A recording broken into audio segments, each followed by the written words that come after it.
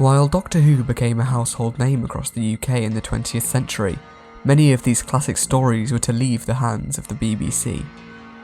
Subsequently, some stories were left incomplete and others lost in time.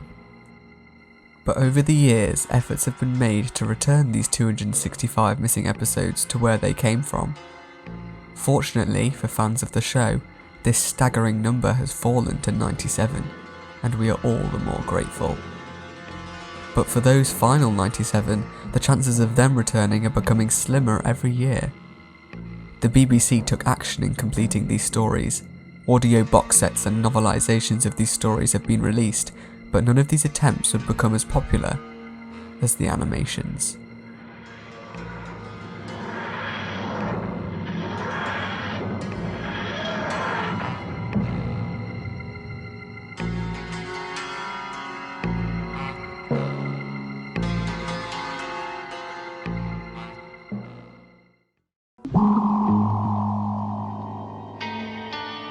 I am by no means an expert on the production of these animations, but when it comes to the regeneration of these lost classics, I find it hard to not be impressed.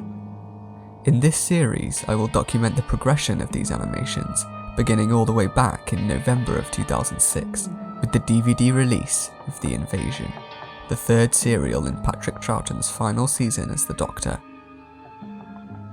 The Invasion was a standout achievement in the 6th season of Doctor Who, and shaped the future of the entire Pertwee era that followed. The story follows the Doctor and his companions in investigating the disappearance of an eminent scientist. They follow his trail to the London headquarters of International Electromatics, the global supplier of electronic equipment run by the formidable Tobias Vaughan. Teaming up with the newly formed unit under the command of Brigadier Lethbridge Stewart, it soon becomes apparent that Vaughan is working to his own sinister agenda.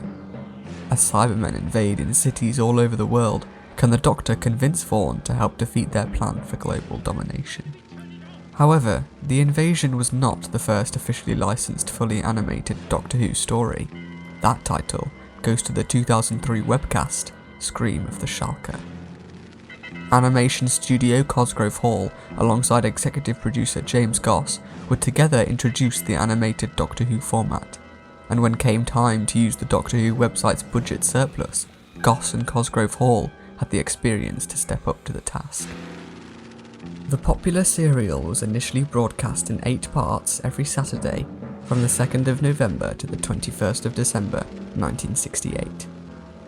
The serial's first episode saw its highest UK viewing figures at 7.3 million, but it would be this and the 4th episode that are still missing to this day. At a total of 48 minutes and 50 seconds of live-action runtime to animate, this is notably shorter than Cosgrove Hall's work on Scream of the Shalka. The studio were able to make use of Mark Ayre's reconstructed soundtrack from multiple sources, the best being an anonymous Australian recording of the serial.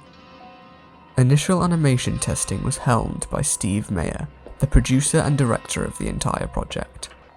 It saw one of the only instances in which the Cybermen were to be animated, and was a recreation of the famous image of the Cybermen on the steps of St. Paul's Cathedral. The absence of the Cybermen in the missing episodes was something Mayer voiced his disappointment in. According to John Doyle, the executive producer of the animation at Cosgrove Hall, the black and white nature of the episodes lent a lot to the graphic style of the animation. I mean, it's very obvious these are animated episodes inserted into the live action, and that's the way it is. So we don't apologise for that, and we kind of try and creatively make the most of it. The animation process began with rough storyboarding to the soundtrack provided, which led into the design of the characters, and once the animation process started, it was a smooth process from then on in, supervised by lead animator Claire Gray. The animation techniques used were a collection of simple keyframes and distinct kits for each moving part of an animated character. For a handful of sections where the studio wished to capture distinct Patrick Troughton-like movements, they referred to a number of Troughton's work inside and outside Doctor Who, and at one point, John Doyle acted somewhat as Troughton's stunt double, supplying reference movement for the animators. Despite the success of the animation, Sales of the DVD were unfortunately not high enough to offset the animation cost for any future collaboration.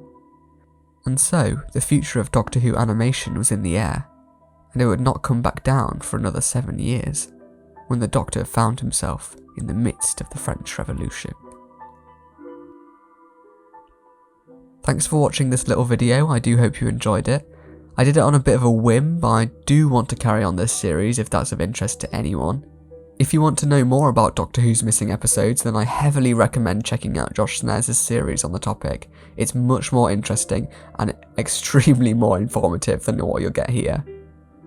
That's all from me, my name's Sam, and I'll see you next time.